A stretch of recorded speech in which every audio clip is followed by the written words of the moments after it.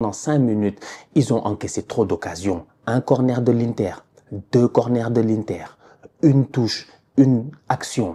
Il y a eu trop d'occasions qui se sont passées, en fait, t'as pas compris. T'es là et tu te dis que ça, c'est comme dans un combat de boxe, en fait. C'est-à-dire que c'est le grand frère, il a pris le petit dès le début. Le petit, au début, il vient, il commence à faire le malin, le grand, il rigole avec toi, il dit, allez, vas-y, tape-moi et tout. Puis à un moment donné, il se fâche, il te prend. C'est ça que l'Inter, ils ont fait. Moi, j'ai eu l'impression qu'ils ont mis le Barça dans un coin. Ils étaient en train de les tabasser. Ça a duré, je vous jure, 5 minutes, ils ont encaissé un but et je ne suis pas surpris de cela. Je suis absolument pas surpris de cela. Que des mauvaises relances, que des approximations. L'Inter, à chaque fois ils ont une touche, c'est un danger. L'Inter ne peut pas défendre. À chaque fois qu'ils sortent, en 3 ballons, il y a une frappe, il y a un danger. Ces 5 minutes-là, entre la, j'ai envie de dire, la 17e, ou bien la 16e et la 21e, ces 5 minutes où sincèrement, va revoir le match, tu peux voir que le ballon va rentrer. À un moment donné, il y a un ballon de Thuram qui donne à Barella. Barella fait, je pense, un sombrero, il frappe. Arrêt de Szczęsny. C'est-à-dire que pendant ces 5 minutes-là, le Barça est en train de souffrir. Ils sont en train de souffrir. C'est ça l'expérience, en fait. 1-0 Inter. Cette jeunesse-là fait encore une deuxième erreur. Pour moi, Cubarsí, il doit peut-être accompagner Lautaro. Mais il se lance. Il fait un tacle. Si tu regardes bien le tacle calmement, le tacle n'est pas mauvais. Le tacle est même pour moi très bien. À vitesse réelle, il n'y a pas pénalty. Mais quand on nous montre le ralenti, on voit que Lautaro a encore une fois fait preuve de roublesse, de roublardise, pardon. C'est des roublards, c'est des anciens, franchement. C'est des Italiens, c'est des Italiens, c'est des Italiens, c'est des Italiens. Eux, tout ce qu'ils gagnent, c'est comme ça.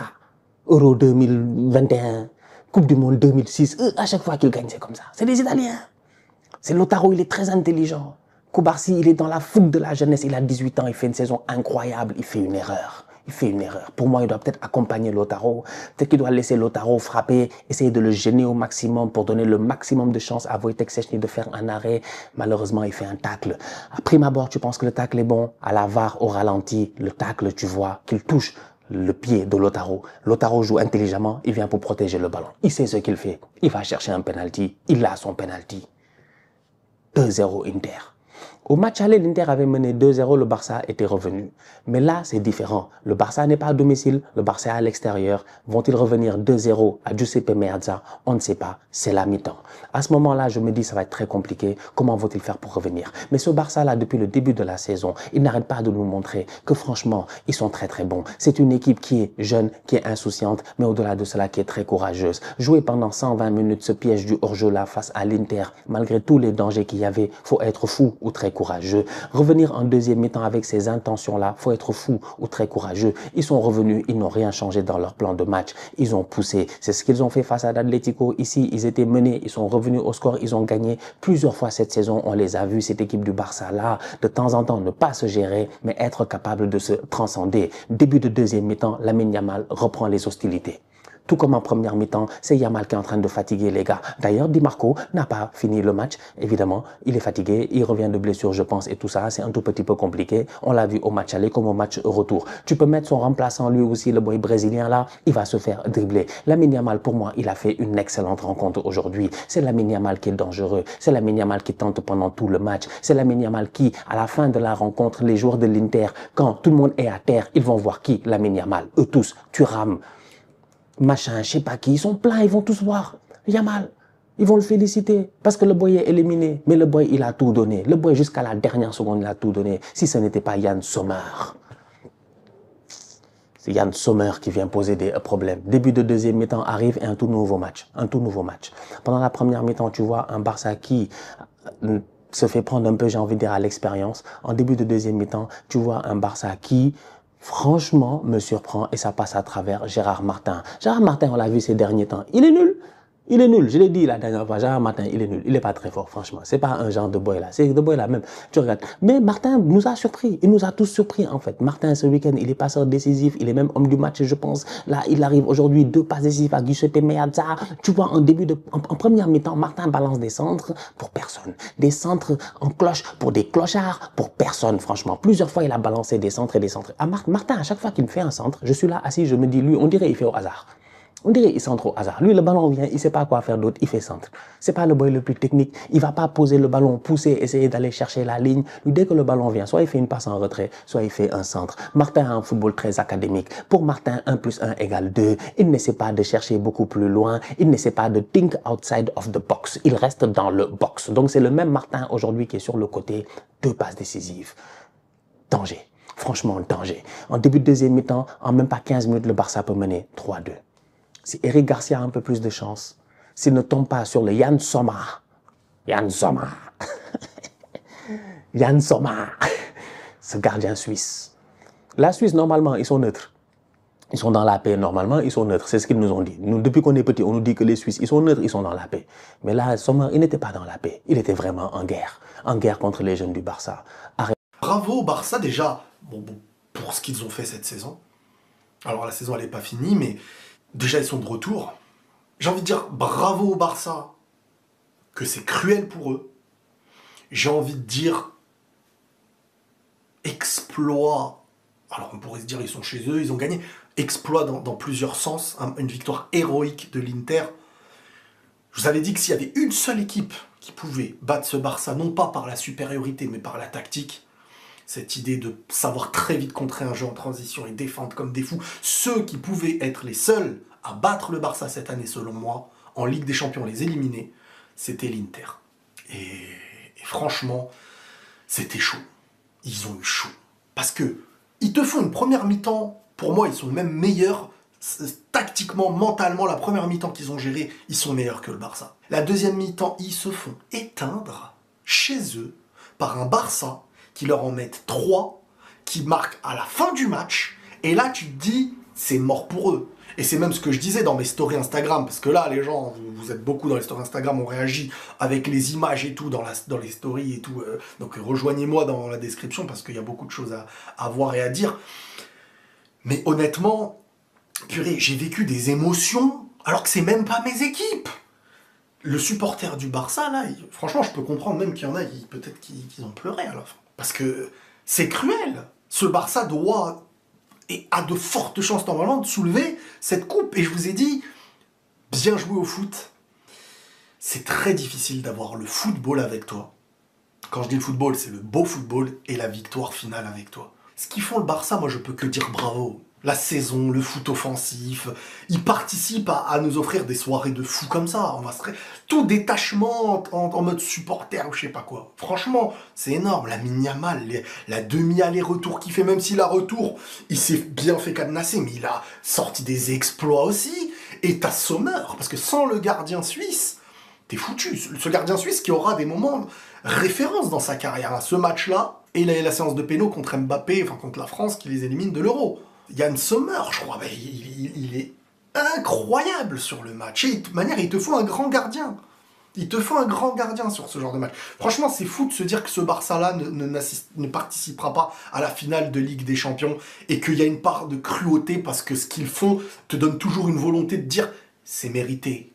Dans tout ce qu'il gagne, c'est mérité. Il te pousse, il joue au foot, c'est technique, c'est constructif, il te laisse pas une seconde de répit. Il y a une faute, tac, le ballon, tac, remis en jeu. C'est une équipe, comme je vous ai dit sur Insta, là, quand Rafinha il met son but, mais il a toujours une avance, il met la frappe, il repart pour marquer. Je disais, ce gars, il dort sur des coussins, des oreillers en plumes de pélican, il a des chaussures de croco, enfin tout est calculé dans sa manière nutritive, dans sa manière de sommeil, dans sa manière de récupération. Ils ont été à le prime depuis très longtemps ce Barça. Et cette équipe de l'Inter, alors Dumfries, machin, là, c'est incroyable son match aussi. Un match exceptionnel, un match qui va rester gravé à jamais dans l'histoire de la Ligue des Champions. Une demi-finale aller-retour, une double confrontation totalement dingue. Et aujourd'hui, tu as vu un match entre parmi les deux meilleures équipes du monde. C'était un match avec le haut du panier. C'était le gratin du football qui s'est affronté et tu vois ce que ça donne, 7-6. Le match aurait pu tourner pour le Barça. Le Barça a eu des gros temps forts. Le Barça a eu d'énormes occasions. L'Inter a tenu bon, l'Inter se qualifie. Peu importe qui se qualifie en finale entre les deux, c'est pas immérité ni pour l'un ni pour l'autre. L'Inter a sorti le match qu'il fallait et ça on va en parler. Mais aujourd'hui, j'ai juste envie de dire également bravo au Barça. Bravo aux Barcelonais et les supporters barcelonais, soyez fiers. Soyez fiers de ce qu'a fait l'équipe parce que personne ne voyait le Barça être là à l'heure où on parle. Personne ne voyait le Barça en demi-finale de Champions League. Personne ne voyait le Barça être aussi fort cette saison. Personne. Et le Barça t'a sorti un match aujourd'hui, une deuxième mi-temps surtout, qui a été juste extraordinaire et ça s'est joué à des détails. Et pour moi, le tournant aujourd'hui, la raison pour laquelle le Barça ne se qualifie pas et que c'est l'Inter qui est passé, c'est le problème que tu connais depuis longtemps, la profondeur de banc. Parce que tu devais faire sans Koundé, sans Baldé aujourd'hui, tu l'as ressenti, bien sûr que tu l'as ressenti, mais aujourd'hui la profondeur de banc, ça a été compliqué parce que tous les changements d'Hansi Flick, tous les rentrants, ils ont été mauvais. Ils ont tous été mauvais et le problème qui se pose pour le Barça, il est là. Mais aujourd'hui, l'Inter a fait un match qu'il fallait. L'Inter est qualifié pour la finale de Champions League, la deuxième finale de Champions League sous Inzaghi. Il y a 2 ans, ils étaient en finale, ils ont perdu en finale. Ils retrouvent la finale. Une moyenne d'âge de 30 ans chez cette équipe de l'Inter et juste un match exceptionnel. J'ai juste envie de dire merci l'Inter, merci le Barça pour cette double confrontation qui a été juste incroyable. Elle a été juste incroyable. Et aujourd'hui, l'Inter fait un très bon début de match. Tu le sens que le Barça n'arrive pas à mettre en place le jeu qu'il met habituellement parce qu'il y a eu énormément de choses dans ce match. Ça a tourné dans tous les sens. C'était terrifiant. Mais sur le début de match, le Barça n'arrive pas à presser comme il presse d'habitude. Le Barça met pas en place son pressing. Le Barça est un petit peu plus méfiant. Et l'Inter, du coup, eux sortent un petit peu plus. Ils sont plus hauts sur le terrain sans presser réellement, mais ils pressent dans des moments intelligents. Et c'est comme ça que tu en arrives au premier but. Cette perte de balle de Dani Olmo. Regardez la défense du Barça. Ils sont tous sereins parce qu'Olmo a la balle. Et Olmo perd ce ballon qu'il n'a pas le droit de perdre. C'est dévié. Ça va relancer une profondeur sur Dumfries qui remet à Lautaro Martinez qui a plus qu'à pousser le ballon au fond. Cette erreur de Dani Olmo, elle n'est pas normale. Dani Olmo te plombe d'entrée de jeu et ça fait 1-0 pour l'Inter. Et tu le sais, quand tu es mené par l'Inter, c'est pas facile. Mais avec ce Barça-là, tu le sais, quand tu es mené au score, ça ne change que dalle. Ça change rien parce que le Barça ne lâche que dalle. Que tu sois mené 2-0 à la 50e, 60e, 70e, le Barça arrive toujours à inverser la tendance. Parce que ce Barça-là, mentalement, c'est impressionnant. C'est impressionnant, mais en première mi-temps, tu as ce premier coup et ensuite tu as ce tacle de Cubarsí qui va donner un penalty pour l'Inter. Alors il y a penalty, Cubarsí touche le pied de Lautaro, Lautaro joue parfaitement le coup parce qu'il voit que Cubarsí tacle un petit peu de loin et donc il met son corps en opposition. Et donc Cubarsí, au lieu de toucher le ballon, touche le pied de Lautaro. Ça a été intelligent de la part de Lautaro. Il y a faute, il y a penalty et le penalty est transformé et là ça fait 2-0 pour l'Inter. La première mi-temps, le problème que rencontre le Barça, c'est que tu mets pas en place le pressing que tu as l'habitude de mettre en place et le deuxième problème que tu rencontres, c'est qu'il y a des joueurs qui passent totalement à côté de leur match. Gérard Martin, première mi-temps, désastreuse. Dani Olmo, première mi-temps, désastreuse. Pedri, première mi-temps, je le trouve plutôt bon, mais il a quand même pas mal de déchets. Rafinha, première mi-temps, invisible, transparent. Il y a Lamine Yamal qui est là et qui essaye de répondre présent. T'as Inigo qui est solide défensivement, mais sur la première mi-temps, ils sont un petit peu trop seuls parce que le Barça n'arrive pas à répondre présent. Et l'Inter, eux, ils ont été très intelligents par contre dans leur jeu parce que l'Inter, dès qu'ils ont marqué le premier but, ils se sont mis à reculer et ils se sont dit maintenant on défend et on essaye de contrer. Et le plan était tout défini parce que si vous remettez après le 1-0, le Barça reprend la balle, l'Inter recule, mais le plan est simple. Thuram restait que dans le rond central. Et quand l'Inter récupérait le ballon sur les offensives barcelonaises, ils dégageaient tous en visant le rond central et l'objectif c'était que Thuram remette le ballon en retrait, poitrine, torse, peu importe, pour Barella, Mkhitaryan, Çalhanoğlu, peu importe, et essayer de partir en contre-attaque. Parce que oui, le Barça fait l'effort, fait le miracle, on va dire ça comme ça, de remonter le 2-0 en peu de temps, deuxième mi-temps. Et franchement, si le Barça se qualifie, on aurait parlé presque que de ça.